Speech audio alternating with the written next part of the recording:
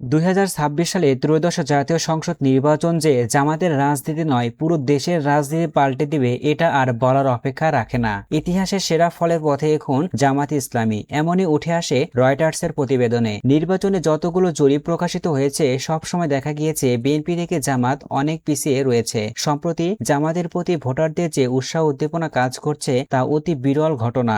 আজ আমরা আলোচনা করব জামাত যেভাবে ক্ষমতায় যাবে এবং ভোটের মাঠে কি বিশ্ববিদ্যালয়ের মতোই হতে যাচ্ছে।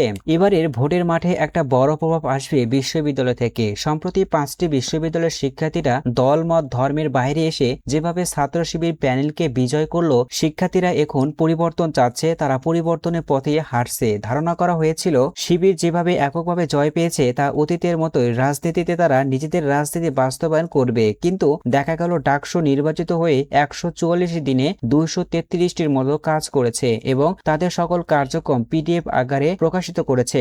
জাকসু, রাকসু, চাকসু, জকসুতেও একই অবস্থা দেখা যায়। ধারণা করা হচ্ছে ঢাকা বিশ্ববিদ্যালয় সহ প্রায় 50 লাখের মতো শিক্ষার্থীরা বিশ্ববিদ্যালয়ে পড়াশোনা করছে এবং তারা শিবির প্যানেলকে যেভাবে বেছে নিয়েছিল এবং তাদের কার্যক্রমে তারা যে প্রভাবিত হয়েছে, এর ফলে এই 50 লাখের মতো শিক্ষার্থীরা যদি নিজ এলাকায় গিয়ে পরিবার, এলাকা এবং বন্ধু বান্ধবদের সাথে শিবির প্যানেলের কার্যক্রম সম্পর্কে বলতে পারে, তখন গ্রামের ভোটের চিত্র পাল্টে যেতে পারে। এছাড়াও একজন বিশ্ববিদ্যালয় পড়ুয়া শিক্ষার্থীরা যখন গ্রামে চলে আসে তখন অনেক অভিভাবক ছোট ভাই বোনেরা পরামর্শ নিতে আসে তাদের কাছে। তখন যদি তারা এই পরিবর্তন কথা তাদের বলে, তাহলে অতীতের সকল জরিপ পাল্টে যেতে পারে এবং নীরব ব্যালট বিপ্লব ঘটতে পারে। এরপরে আসে শহরগামী সচেতন মানুষ এবং গার্মেন্টস কর্মী, এরা যখন এলাকায় গিয়ে মানুষকে পরিবর্তন কথা বলতে পারে। এছাড়াও বাসায় ফেরার পথে ট্রেন, বাস, লঞ্চে মানুষের মুখে যে গণজ্বর উঠেছে তা একটা বড় অংশ এখন জামাতের দিকে ঝুঁকে পড়েছে। এরপরে আসে বিএনপি নেতাদের অতীত বলতে গত 1.5 বছরে তাদের কর্মকাণ্ড,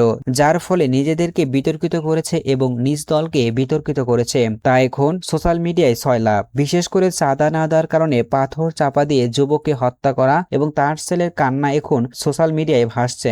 অপরদিকে জামাত শিবিরের বিভিন্ন নেতাকর্মী যেভাবে শেখ হাসিনার আমলে রিমান্ডে গিয়ে নির্যাতন, অত্যাচার শিকার সইতে হয়েছে তার করুণ দৃশ্য এখন সামাজিক যোগাযোগ মাধ্যমে ভাসছে।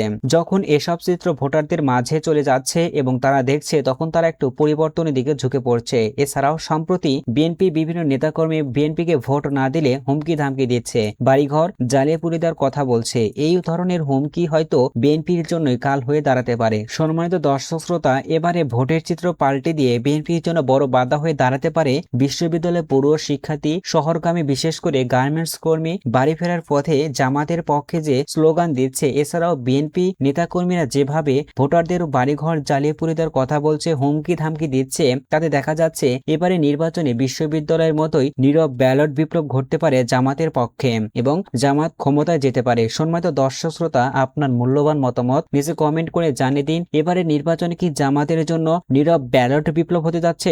ভিডিওটি ভালো লাগলে অবশ্যই লাইক দিন।